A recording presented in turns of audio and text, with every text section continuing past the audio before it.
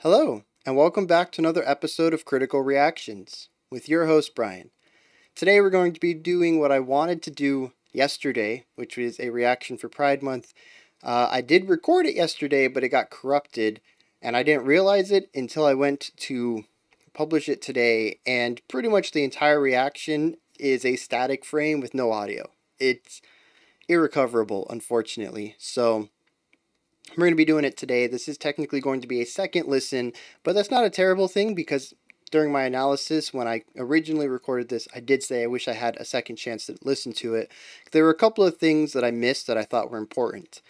So we're going to be doing it today instead, and then we're also going to have one tomorrow as well. Alright, so this is Hoshi. The song is Merveille, and we're going to see what this is all about. Let's get into it.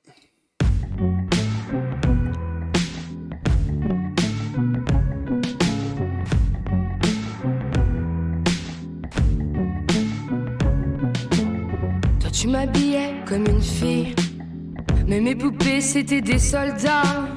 Tous les matins devant la grille, tu me disais sois sage pour cette fois, mais moi j'ai pris le mur, j'ai fait la dure. Et quand j'y pense, en 2 ou 3 ratures, je signais mes mots d'absence. Passé comme mes chaussures, j'ai perdu le sens. Défoncer les petites voitures de mon enfance. Probably what I'm going to focus on still a little bit in the analysis. Toi ma mère, veille sur moi encore. J'ai besoin de tes bras quand je m'endors. On fait la paire, je veille sur toi aussi. À chaque jour, à chaque nuit. Toi ma mère, veille sur moi encore. Même si je bois, même si je sors et sans repère, je veille sur toi really aussi. Interesting things that add some edge Maintenant to que the j'ai song. grandi, t'es ma merveille. T'es ma That is merveille. catchy. The vocalized Oz with that little bass run. Tu m'envoyais à l'école, tu voulais des devoirs, des bonnes notes, mais moi je t'ai ramené que des clés de sol. Quelques histoires et quelques potes, mais mon sac à dos est devenu adulte. J'ai tant tiré de mes cadeaux que j'en ai lâché des insultes. Et si mes sandales courent un peu moins vite, c'est que j'ai perdu les pédales, j'ai pris la fuite. Toi ma mère, veille sur moi encore. J'ai besoin de tes bras quand je m'endors. I really like the difference je veille sur toi volume going aussi. from the À sparse chaque verse jour, to à the wide chaque chorus. nuit, toi ma mère, But unfortunately, veille sur there's moi no volume encore. dynamics. Même I'll si get je into that bois, later. même si je sors et sans repère, je veille sur toi aussi. Maintenant que j'ai grandi, t'es ma merveille. T'es ma merveille.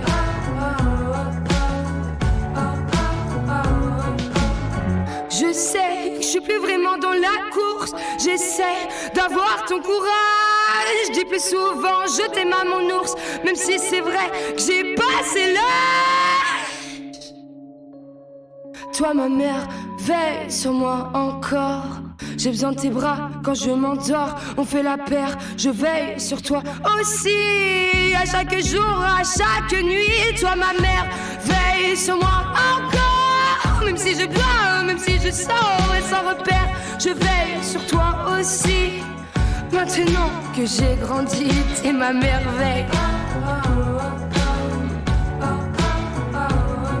T'es ma merveille.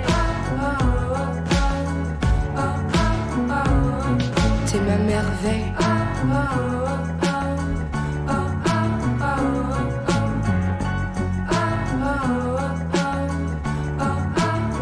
T'es ma merveille.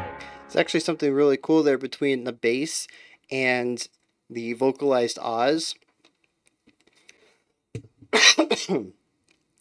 The bass is straight eights, boom, boom, boom, boom. But the Oz have a dotted eighth, so we got bum, bum, ba-dum, and we get the dotted eighth on the second one into the 16th note in the third one, and you get this sort of staggered effect where you get both the downbeat and the offbeat on two. Pretty cool way just to kind of mix up some rhythmic ideas to create a little bit of rhythmic diversity in the song, even though a lot of it is rather simplistic.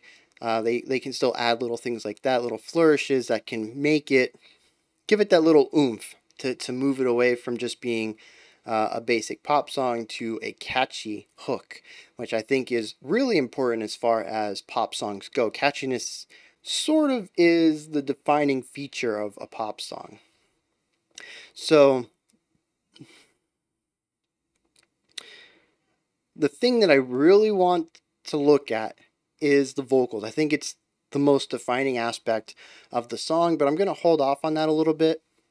We're going to look at some other stuff first. I do want to look at, well, we already checked out the bass and the vocalized ahs. I love that part. It is ridiculously catchy. I think the staggered second beat is kind of key to that. But then there's also the call and response thing where she sings those actual words after every 2 repetitions of that boom, boom, bottom. After every 2 repetitions that we get a response from, it's the last couple of words from the chorus, and then we get just the bass and the vocals again, the vocalized ahs before we hear those last words. And I think it's nice, it's catchy, it's got a nice vibe to it. So yeah, that part I adore that part. The other thing I really want to talk about is sort of a negative. The song really wants to have dynamic volume to it. The verse is extremely sparse and the chorus is wide, and we keep jumping between these two. Even when we get to the bridge, we bring it back down like it's a verse, and I don't know if the lyrics in the bridge are unique. However, after the bridge, we go into a reimagined or a variation of the chorus where it's just her singing and maybe one instrument underneath that.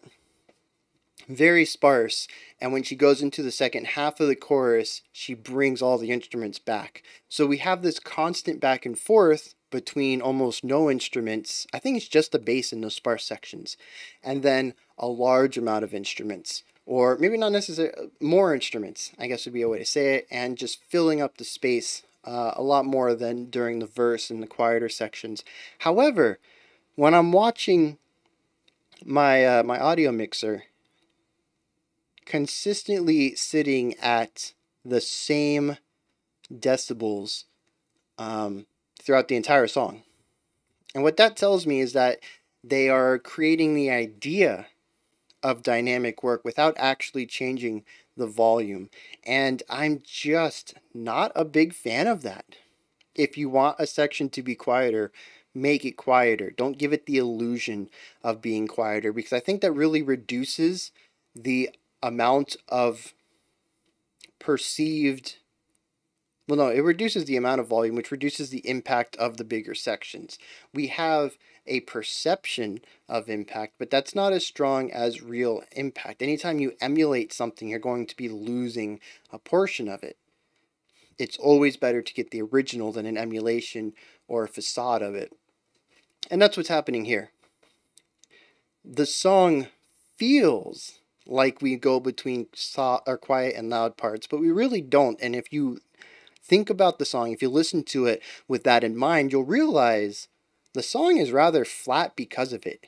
It's lost a lot of its dynamics because of the way it was engineered. And unfortunately, that's just how engineering is these days. We don't really create songs in many mainstream genres that really utilize volume.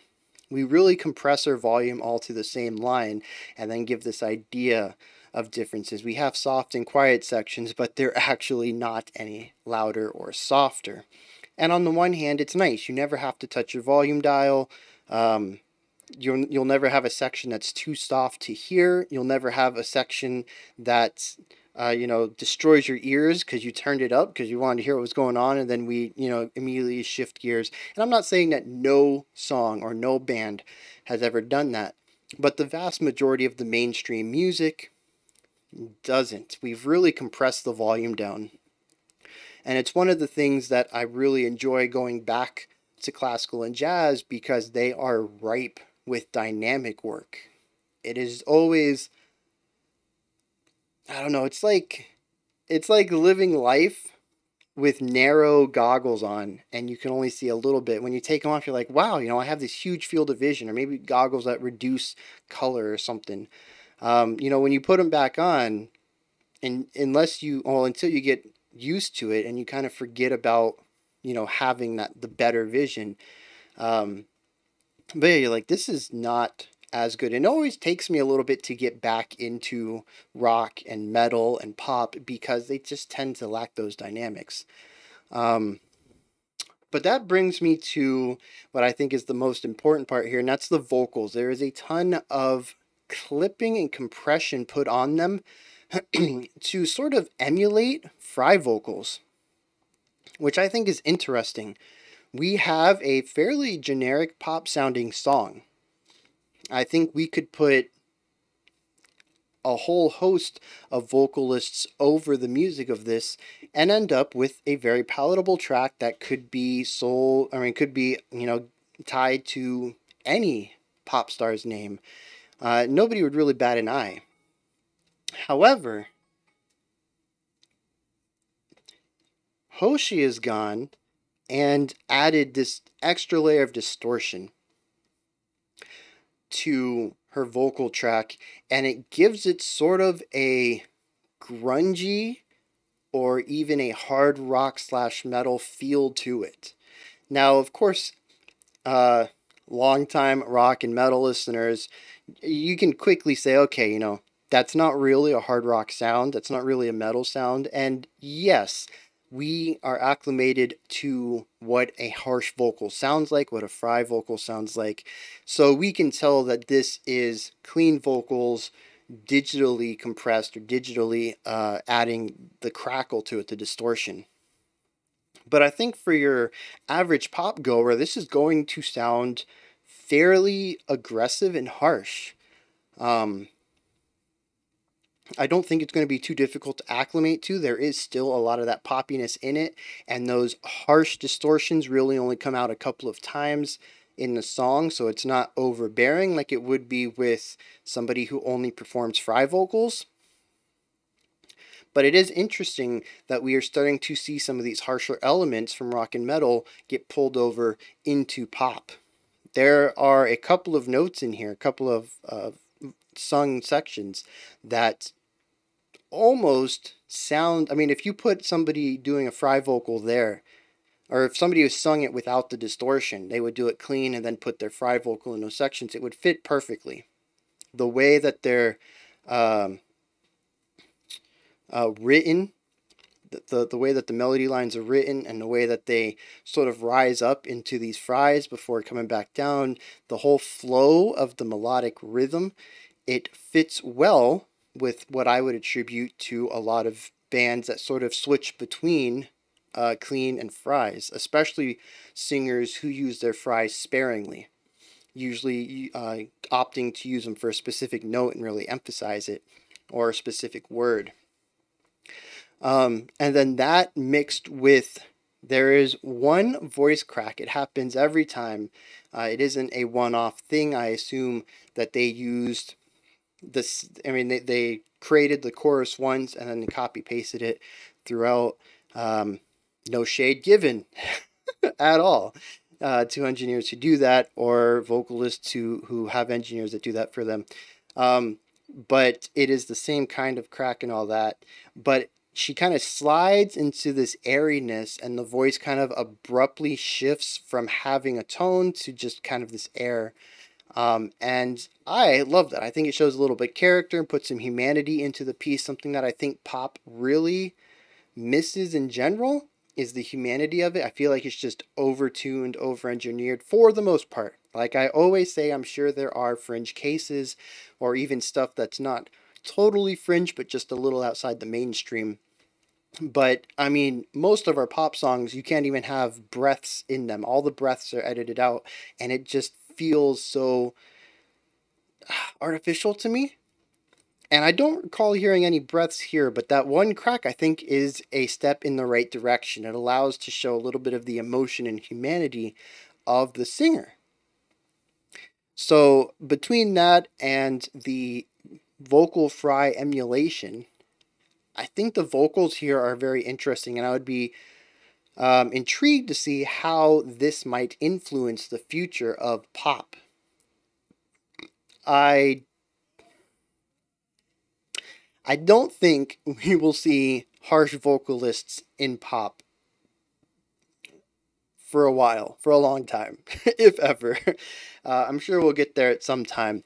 But mainstream pop, I don't see going over that hill for a while. But I would love to see more pop utilizing some of the lessons here of creating music that feels more human.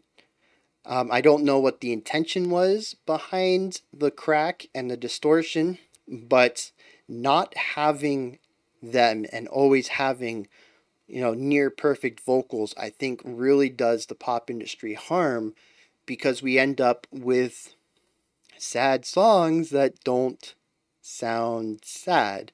You have sad music and then these perfectly sung vocals. There's no emotion in the vocals. You don't have cracks, you don't have sobs, you don't have breaths.